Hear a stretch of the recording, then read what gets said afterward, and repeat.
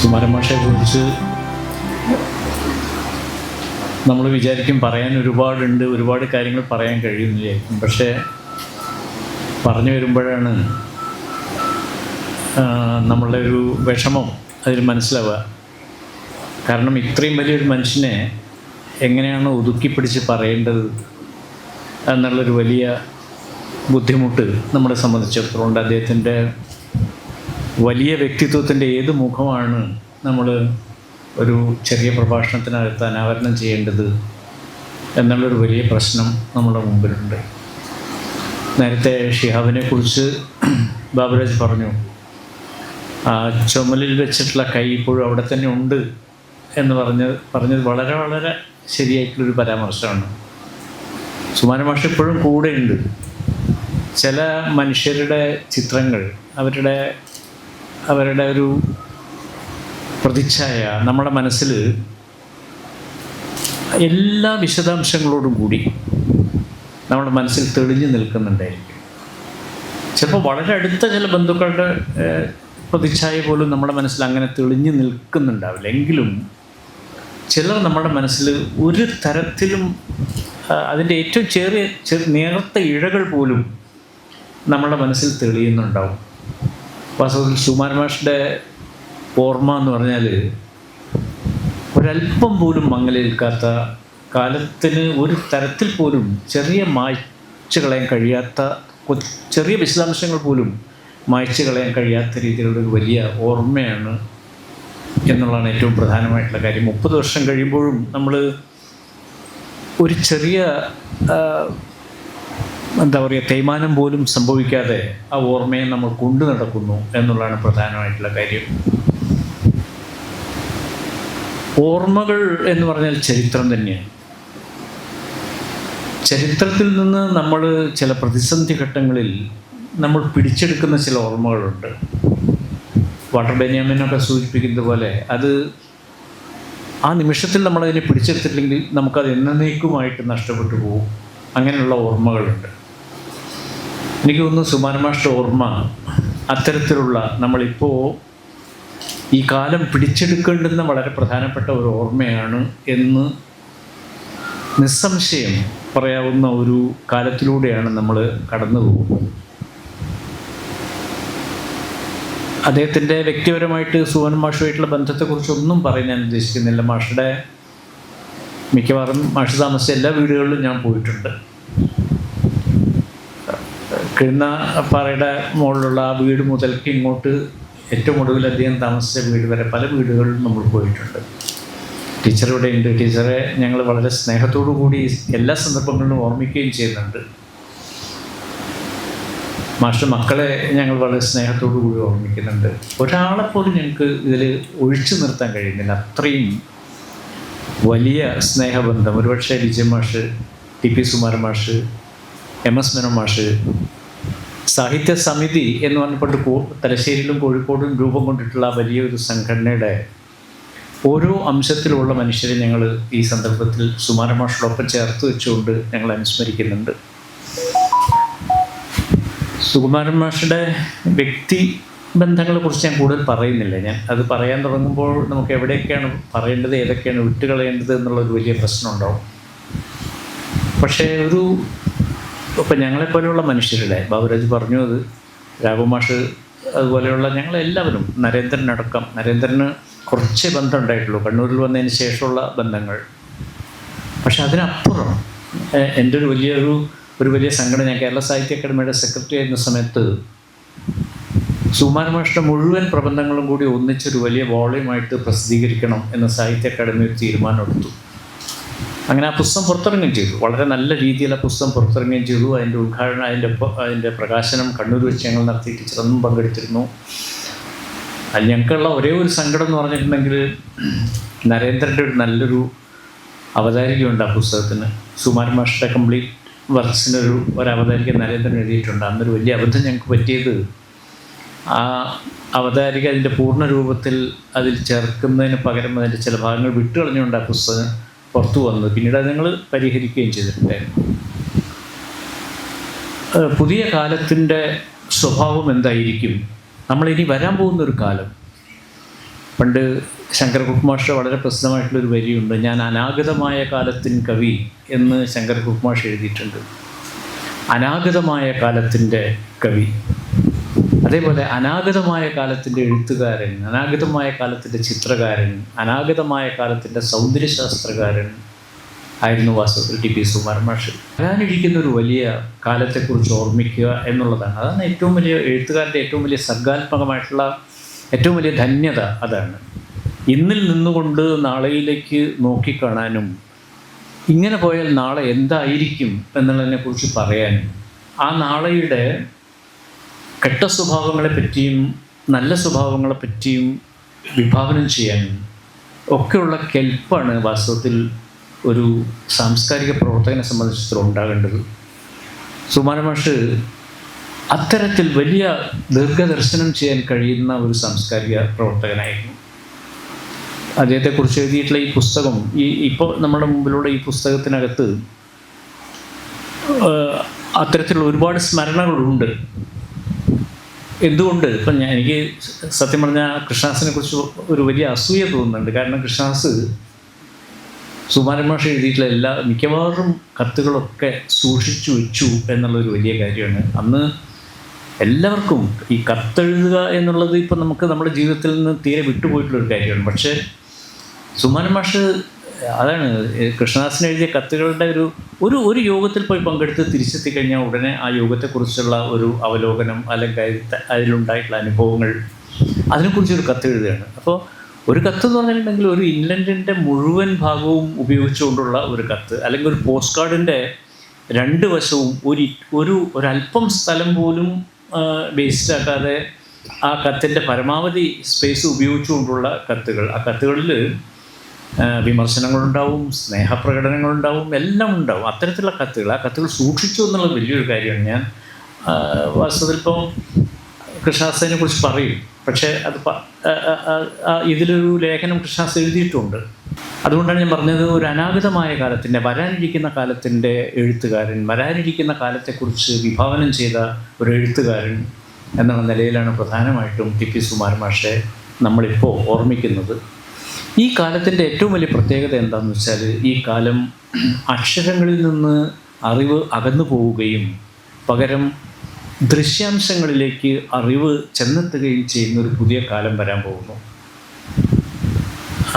സാഹിത്യത്തിലാകട്ടെ കലയിലാകട്ടെ അതിൻ്റെ മാഷ് തന്നെ ഒരു വാക്ക് ഉപയോഗിച്ച് പറയുകയാണെങ്കിൽ ഡാംഭികമായ അടയാളങ്ങൾ, അതിൻ്റെ ഇപ്പോൾ വരേണ്യത അല്ലെങ്കിൽ സവർണം എന്നൊക്കെ പറയാവുന്ന അത്തരത്തിലുള്ള അടയാളങ്ങളെല്ലാം അസ്തമിച്ചു പോവുകയും അതിൻ്റെ സ്ഥാനത്ത് തനിപ്രാകൃതമായിട്ടുള്ള എന്താ പറയുക, ഒരു മനുഷ്യനെ അവൻ്റെ പച്ചയിൽ കാണുന്ന രീതിയിലുള്ള ഒരു കലയുടെയും സാഹിത്യത്തിൻ്റെയും കാലം ഒരുപക്ഷെ വരാൻ പോകുന്നു എന്നുള്ള തിരിച്ചറിവ്, ദൃശ്യതയുടെ, അതായത് എല്ലാത്തിനെയും കാഴ്ചയിലൂടെ മാത്രം കാണുന്ന ഒരു രീതി.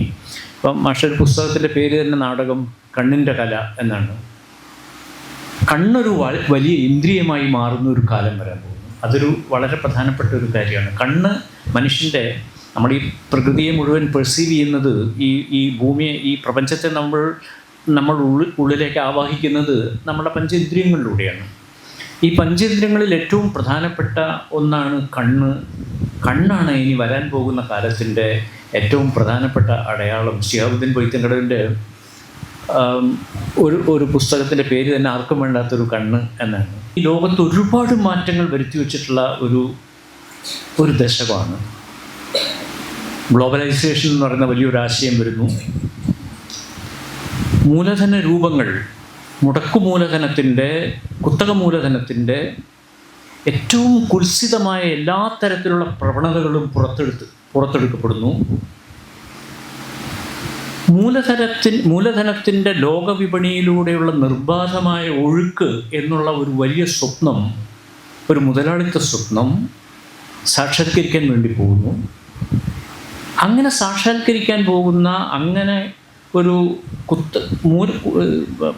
ധനമൂലധനത്തിൻ്റെ നിർബാധമായ ലോകവിപണിയിലൂടെയുള്ള ഒഴുക്ക് എന്ന് പറയുന്ന വലിയ മുതലാളിത്ത സ്വപ്നം സാക്ഷാത്കരിക്കാൻ പോകുന്നതിൽ കലയും സംസ്കാരവും എങ്ങനെയാണ് അതിന് കൂട്ടുനിൽക്കുന്നത് ഇങ്ങനെയുള്ള വളരെ വലിയ പ്രശ്നങ്ങൾ 90കളെ അഭിമുഖീകരിച്ചിട്ടുള്ള പ്രശ്നങ്ങളായിരുന്നു. രക്തത്തിൻ്റെ ചില പുതിയ ട്രോജൻ കുതിരകൾ അവിടേക്ക് കടന്നു ചെല്ലുന്നു. അതിനകത്ത് മനുഷ്യൻ്റെ പ്രാഥമികമായ ആവശ്യങ്ങൾ മാത്രമല്ല, അതിനപ്പുറത്തുള്ള മനുഷ്യൻ്റെ ചില ആവശ്യങ്ങൾ കൂടി അവന് സാധിക്കപ്പെടേണ്ടതായിട്ടുണ്ട് എന്നുള്ളൊരവസ്ഥ വിശേഷം സംജാതമാകുന്നു.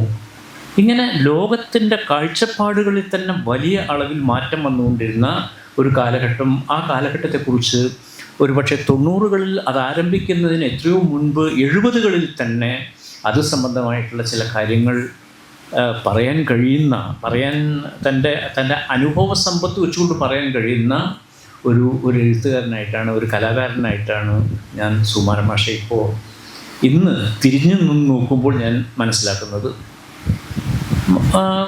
മാഷ് അത്ര വലിയൊരു ഔപചാരികമായ ഒരു വിദ്യാഭ്യാസം എന്ന് പറയുന്നത് മാഷിൻ്റെ കാര്യത്തിൽ അദ്ദേഹത്തിന് കിട്ടിയിട്ടില്ല. നമുക്ക് എല്ലാവർക്കും അറിയാം. മാഷ് പ്രൈമറി സ്കൂൾ അധ്യാപകനായിട്ട് തുടങ്ങുന്നു. എന്നിട്ട് അദ്ദേഹത്തിന് ആ മേഖലയിൽ എത്താൻ കഴിയുന്ന ഏറ്റവും ഉന്നതമായ പദവികളിലേക്ക് മാഷ് എത്തിച്ചേരുകയും ചെയ്യുന്നുണ്ട്. ഇപ്പോൾ മാഷിൻ്റെ PhD പ്രബന്ധത്തെക്കുറിച്ച് കേസരി ബാലകൃഷ്ണപിള്ളയെക്കുറിച്ചാണ് മാഷ് അദ്ദേഹത്തിൻ്റെ PhD ഗവേഷണം നടത്തിയിട്ടുള്ളത്. കേസരി ബാലകൃഷ്ണപിള്ളയെക്കുറിച്ച് പറയുമ്പോൾ മാഷ്ക്ക് പറ്റിയൊരു വിഷയമാണ് വാസ്തവം. അത് വിജയമാഷുമായിട്ടുള്ള കൂട്ടുകെട്ടിൻ്റെ ഫലമായിട്ട് അദ്ദേഹത്തിന് കിട്ടിയ വിഷയമാണോ അതൊക്കെ വേറെ കാര്യമാണ്. പക്ഷേ എവിടെ നിന്നാണോ അദ്ദേഹത്തിന് ആ വിഷയം ലഭിച്ചത് അതിനേക്കാളൊക്കെ എത്രയോ അപ്പുറത്തേക്ക് ആ വിഷയത്തിൻ്റെ സാധ്യതകളെ പരിചരിക്കാനും അതിൽ നിന്ന് പുതിയ ഉൾക്കാഴ്ചകൾ ഉണ്ടാക്കിയെടുക്കാനും സുകുമാരൻ മാഷ്ക്ക് കഴിഞ്ഞു എന്നുള്ളതാണ് ഒരു വലിയ കാര്യം. ഇതിൽ നിന്നെല്ലാം പ്രചോദനം ഉൾക്കൊണ്ടുകൊണ്ട് തൻ്റെ കാഴ്ചപ്പാടുകളെ പുനർനവീകരിക്കാനും പുതിയ കാലഘട്ടത്തിനനുസൃതമായിട്ടുള്ള രീതിയിൽ ഇതിനെ മാറ്റിയെടുക്കാനും ഉള്ള ഒരു ശ്രമം സുകുമാരൻ മാഷ് തൻ്റെ നിരൂപണ കലയിലൂടെ ആരംഭിച്ചിട്ടുണ്ടായിരുന്നു എന്നുള്ളതാണ് ഏറ്റവും പ്രധാനമായിട്ടുള്ള കാര്യം. ഇപ്പോൾ മാഷ് ഈ നാടകവേദി എങ്ങനെ പരിഷ്കരിക്കപ്പെടണം, നാടകം കണ്ണിൻ്റെ കല എന്നുള്ള അദ്ദേഹത്തിന് വളരെ പ്രസിദ്ധമായിട്ടുള്ള പുസ്തകം, ഞാൻ അതിൻ്റെ വിശദാംശങ്ങളിലേക്ക് പോകുന്നില്ല. അതേപോലെ തന്നെ ഇതിൻ്റെ സൗന്ദര്യശാസ്ത്രം സംബന്ധിച്ച് ഇപ്പോൾ അന്നത്തെ കാലത്ത് സാഹിത്യത്തിലേക്ക് കടന്നു വന്നിട്ടുള്ള ചില പുതിയ തിയറികൾ, സിദ്ധാന്തങ്ങൾ, ആ സിദ്ധാന്തങ്ങളെ ഇപ്പോൾ സിമിയോട്ടിക്സ് പോലെയുള്ള പുതിയ ചിഹ്നശാസ്ത്രം പോലെയുള്ള പുതിയ സിദ്ധാന്ത മേഖലകൾ, അതിനെ തൻ്റെ കലാപരമായ മേഖലകളുമായിട്ട് ആ സൈദ്ധാന്തിക മേഖലകളെ എങ്ങനെ സമന്വയിപ്പിക്കാം എന്നുള്ള വളരെ വലിയ അന്വേഷണങ്ങൾ, ഇതൊക്കെ സുകുമാരൻ മാഷ് സാധിച്ചു കഴിഞ്ഞിട്ടുള്ള കാര്യങ്ങളാണ് എന്നാണ് ഞാൻ വിചാരിക്കുന്നത്. ഒപ്പം തന്നെ വളരെ യാഥാസ്ഥിതികമായും പരമ്പരാഗതമായും ഒരേ സ്ഥലത്ത് തന്നെ നിൽക്കുന്ന യഥാർത്ഥമായ അല്ലെങ്കിൽ സ്ഥിതികമായ ഒരവസ്ഥയെ, വളരെ സ്റ്റാറ്റിക്കായിട്ടുള്ള ഒരവസ്ഥയെ അതിൽ നിന്ന് വളരെ മറ്റൊരു മേഖലയിലേക്ക് വളരെ ഡൈനാമിക്കാക്കി മാറ്റുന്ന ഒരു സമ്പ്രദായം സുകുമാരൻ മാഷിൻ്റെ കാഴ്ചപ്പാടുകളിൽ ഉണ്ടായിരുന്നു എന്ന് നമുക്കറിയാം. വരാൻ പോകുന്ന സംഗീതം എന്താണ്? ഇപ്പം ജൈവികമായ ഒരു സംഗീതം പുതിയ കാലത്ത് അത് നരേന്ദ്രൻ്റെ കൂടെ വിഷയമായതുകൊണ്ട് അതിനെക്കുറിച്ച് ഞാൻ അജ്ഞനുമാണ്, അതിനെക്കുറിച്ച് കൂടുതലായിട്ട് എനിക്ക് പറയാനും പറഞ്ഞുകൂടാ. പക്ഷേ വരാൻ പോകുന്ന കാലം, ഈ വരാൻ പോകുന്ന കാലത്തിൻ്റെ ജൈവികമായ സംഗീതത്തെക്കുറിച്ചുള്ള തൻ്റെ കാഴ്ചപ്പാടുകൾ അദ്ദേഹം നിർമ്മിച്ചെടുക്കുന്നത് വളരെ പരമ്പരാഗതമായിട്ടുള്ള, വളരെ യാഥാസ്ഥിതികമായിട്ടുള്ള, അല്ലെങ്കിൽ വളരെ ക്ലാസിക്കൽ എന്ന് പറയാവുന്ന ചില ബോധ്യങ്ങളെ നവീകരിച്ചുകൊണ്ടാണ്. അതാണ് ഏറ്റവും പ്രധാനമായിട്ടുള്ളൊരു കാര്യം. ഒരാൾ വിഗ്രഹപഞ്ചകനാകുന്നത്, തീർച്ചയായിട്ടും സുകുമാരൻ മാഷ് വിഗ്രഹപഞ്ചകനായിട്ടുള്ള ഒരു അനാഗതമായ കാലത്തിൻ്റെ എഴുത്തുകാരൻ എന്ന് വേണമെങ്കിൽ പറയാം. വിഗ്രഹപഞ്ചകനാകുന്നത് അയാൾക്ക് അതിനുള്ളിൽ കയറി അതിനെ തിരുത്താൻ കഴിയുമ്പോഴാണ്. അതായത് എ ഫൈറ്റ് ഫ്രം വിതിൻ എന്ന് പറയാം, ഉള്ളിൽ കയറിയിട്ടുള്ള. അപ്പോൾ TM കൃഷ്ണ സംഗീതത്തിനകത്ത് ഇപ്പോൾ നടത്തിക്കൊണ്ടിരിക്കുന്ന ചില പോരാട്ടങ്ങളുണ്ട്. ഈ TM കൃഷ്ണ നടത്തിക്കൊണ്ടിരിക്കുന്ന സംഗീതത്തിനകത്തെ പോരാട്ടങ്ങൾക്ക് അദ്ദേഹത്തിന് കരുത്ത് പകരുന്നത്, അതിനെക്കുറിച്ച് അദ്ദേഹത്തിന് ആധികാരികമായി അറിയാം. അദ്ദേഹത്തിൻ്റെ ആധികാരികതയെ ആ രംഗത്ത് ചോദ്യം ചെയ്യാൻ മറ്റുള്ളവർക്ക് ആവില്ല എന്നുള്ള അദ്ദേഹത്തിൻ്റെ ക്രെഡിബിലിറ്റി, അദ്ദേഹത്തിൻ്റെ വിശ്വാസ്യത, ആ രംഗത്തിനകത്ത് അദ്ദേഹത്തിൻ്റെ വാക്കുകൾക്കുള്ള വിശ്വാസ്യത, ആ വാക്കുകൾക്കുള്ള വിശ്വാസ്യതയാണ് ഏറ്റവും പ്രധാനമായിട്ടുള്ള കാര്യം എന്ന് പറയുന്നത്. തീർച്ചയായിട്ടും സുകുമാരൻ മാഷ് ഉള്ളിൽ നിന്നുകൊണ്ടൊരു എന്താ പറയുക, ചില വരേണ്യതകളെ ഉള്ളിൽ നിന്നുകൊണ്ട് തകർക്കാൻ ശ്രമിച്ചിട്ടുള്ള ഒരാളാണ്. ഫൈറ്റ് ഫ്രം വിത്തിൻ എന്നുള്ളതാണ് ഒരു ഉള്ളിൽ നിന്നുകൊണ്ടുള്ളൊരു യുദ്ധം. ആ ഒരു യുദ്ധം നയിച്ച ഒരു വലിയ പടയാളി എന്നുള്ള നിലയ്ക്കാണ് സുകുമാരൻ മാഷെ നമ്മൾ ഇന്ന് തിരിഞ്ഞു നിന്ന് നോക്കുമ്പോൾ നമ്മൾ കാണുന്നത്. ഏത് രംഗത്തുള്ള അദ്ദേഹത്തിൻ്റെ കാഴ്ചപ്പാടുകളായും ഇപ്പം കോവിലൻ്റെ പട്ടി എന്നുള്ള പേരിൽ ഒരു ചെറിയ പ്രബന്ധമുണ്ട്. മാഷ്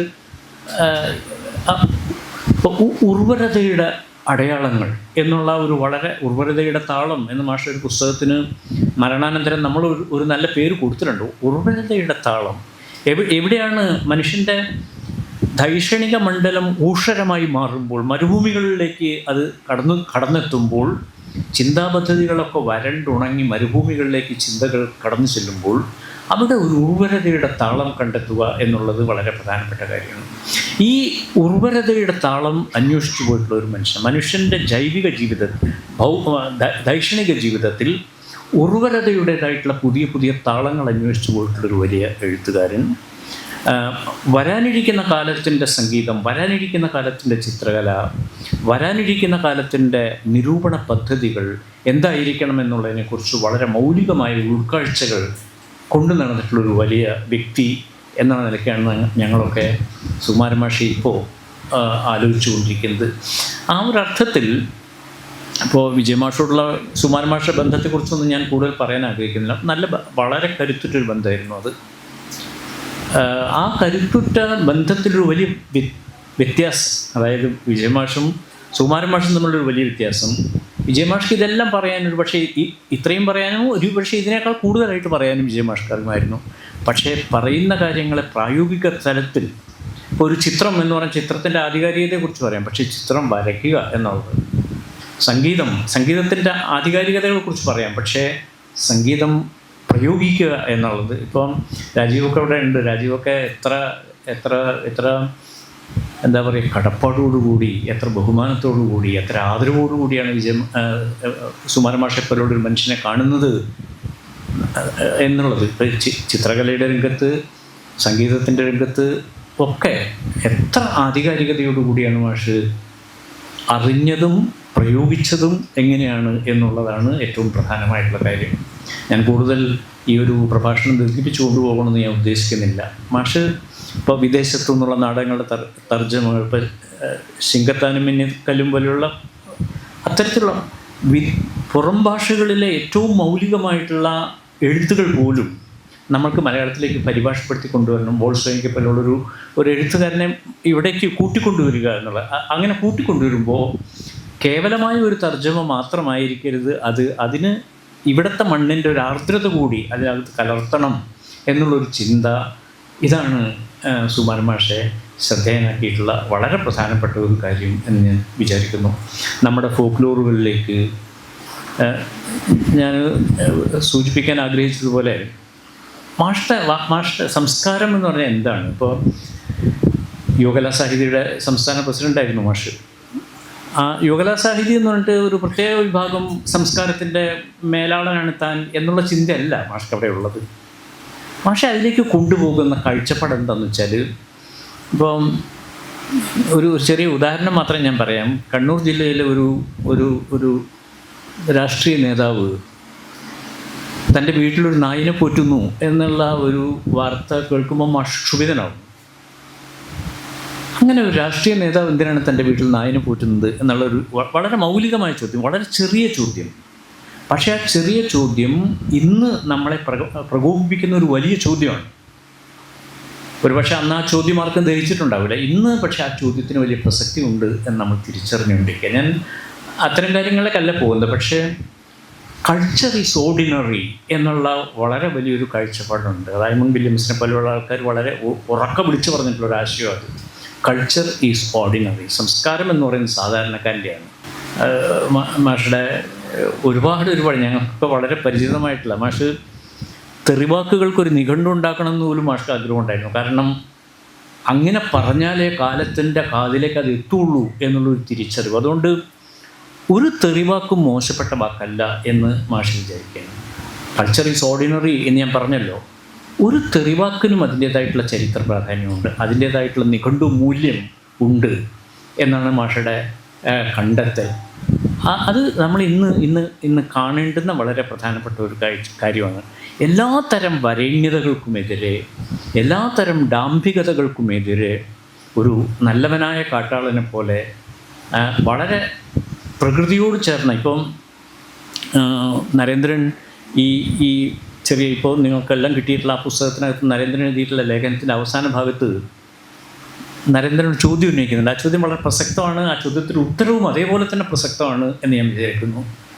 നരേന്ദ്രൻ ചോദിക്കുന്ന വളരെ പ്രധാനപ്പെട്ട കാര്യം ആൺകോയ്മ എന്നുള്ള ഒരു ഫാസിസത്തിൻ്റെ ഏറ്റവും പ്രധാനപ്പെട്ട ഒരു സ്വഭാവം ആൺകോയ്മ എന്നുള്ളതാണ്. അതായത് സ്ത്രീകൾ എന്ന് പറഞ്ഞാൽ വീരപ്രസുക്കളാണ് എന്നാണ് ഫാസിസം വിശ്വസിക്കുന്നത്. അതായത് വീരന്മാരെ പ്രസവിക്കാനുള്ള കേവലമായ ഗർഭപാത്രങ്ങൾ മാത്രമാണ് സ്ത്രീകൾ എന്നുള്ളൊരു കാഴ്ചപ്പാടാണ്.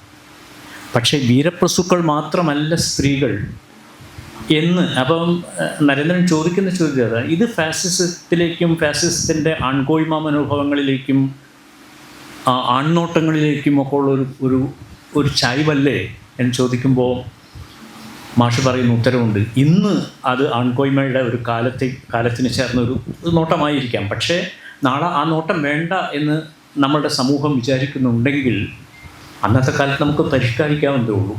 എഴുതി വയ്ക്കുന്ന ഒരു വാക്കും ആത്യന്തികമായി ശാശ്വതമല്ല. എഴുതി വയ്ക്കുന്ന ഓരോ വാക്കുകളും തിരുത്തി എഴുതപ്പെടുക തന്നെ ചെയ്യും എന്നും ഉള്ള ധാരണ സുകുമാരൻ മാഷ്ക്കുണ്ടായിരുന്നു. വൈലോപ്പിള്ളി മാഷ് അദ്ദേഹത്തിൻ്റെ കുടിയൊഴിക്കൽ എന്ന് പറയുന്ന ഖണ്ഡകാവ്യത്തിനകത്ത് എഴുതി വെക്കുന്നുണ്ട്, പേച്ചെഴുതിയതൊക്കെയും മണ്ണിൽ മായ്ച്ചെഴുതി നവയുഗഹസ്തം എന്നെഴുതുന്നുണ്ട്. ചരിത്രത്തിൻ്റെ എല്ലാ എഴുത്തുകളും പേച്ചെഴുത്തുകളാണ്. അത് മായ്ച്ചെഴുതുന്നൊരു പുതിയ തലമുറ ഉണ്ടാവും. നവയുഗഹസ്തങ്ങൾ, പുതിയ കാലത്തിൻ്റെ കൈകൾ ചരിത്രത്തിൻ്റെ എല്ലാ പേച്ചെഴുത്തുകളെയും മായ്ച്ച് പുതിയ എഴുത്തുകൾ എഴുതും. ആ എഴുത്തിനെ സ്വാഗതം ചെയ്യാനുള്ള ഒരു നിഷ്കളങ്കതയും സ്വാഗതം ചെയ്യാനുള്ള ഒരു ഋജു മനോഭാവവും വാസ്തവത്തിൽ സുകുമാരൻ മാഷ്ക്കുണ്ടായിരുന്നു. ഇതെല്ലാം ചേർന്ന ഒരു വലിയ വ്യക്തിത്വത്തെക്കുറിച്ചാണ് നമ്മളിപ്പോൾ ഇവിടെ ആലോചിച്ചുകൊണ്ടിരിക്കുന്നത്. മാഷ് സമഗ്രതയുടെ എഴുത്തുകാരനായിരുന്നു. കേവലം സ്പെഷ്യാലിറ്റിയുടെ എഴുത്തുകാരനല്ല, സമഗ്രതയുടെ എഴുത്തുകാരനായിരുന്നു. എല്ലാത്തിനെയും അതിൻ്റെ സമഗ്രതയിൽ, ടോട്ടാലിറ്റിയിൽ കണ്ടുകൊണ്ട് എഴുതിയിട്ടുള്ളൊരു എഴുത്തുകാരനായിരുന്നു. ഒരു സാംസ്കാരിക ചിന്തകനായിരുന്നു. അതിൽ തെയ്യമുണ്ട്, അതുപോലെ തന്നെ എത്നിക് സംഗീതമുണ്ട്. എല്ലാ തരത്തിലുള്ള മനുഷ്യന് അന്യമല്ലാത്ത എല്ലാ വിഷയങ്ങളും സുകുമാരൻ മാഷെ സ്പർശിച്ചുകൊണ്ട് കടന്നുപോയിട്ടുള്ള വിഷയങ്ങളാണ്. വൈക്കോൽപ്പാവകൾ മാത്രം നിർമ്മിക്കപ്പെടുന്ന ഒരു പുതിയ കാലത്ത്, വ്യാജപ്രതിച്ഛായകൾ മാത്രം നിർമ്മിക്കപ്പെട്ടുകൊണ്ടിരിക്കുന്ന ഒരു പുതിയ കാലത്ത്, മനുഷ്യൻ ഉള്ളുപൊള്ളയായ ഒരു തകരച്ചെണ്ട മാത്രമായി മാറുന്ന ഒരു പുതിയ കാലത്ത് ഈ മനുഷ്യൻ്റെ ദർശനങ്ങൾക്ക്, ഈ മനുഷ്യൻ്റെ കാഴ്ചപ്പാടുകൾക്ക് വലിയ പ്രാധാന്യമുണ്ട് എന്നാണ് നമ്മൾ തിരിച്ചറിയുന്നത്. ഇതാണ് മാഷെക്കുറിച്ച് ഇപ്പോൾ എനിക്ക് പറയാനുള്ള വളരെ പ്രധാനപ്പെട്ട കാര്യങ്ങൾ. ഈ കൂട്ടായ്മ, നമ്മുടെ ഈ ചിന്തകൾ വളരെ സന്തോഷത്തോടു കൂടി അതിൻ്റെ തുടക്കം കുറിക്കുന്നു ഞാൻ. എല്ലാവർക്കും നമസ്കാരം.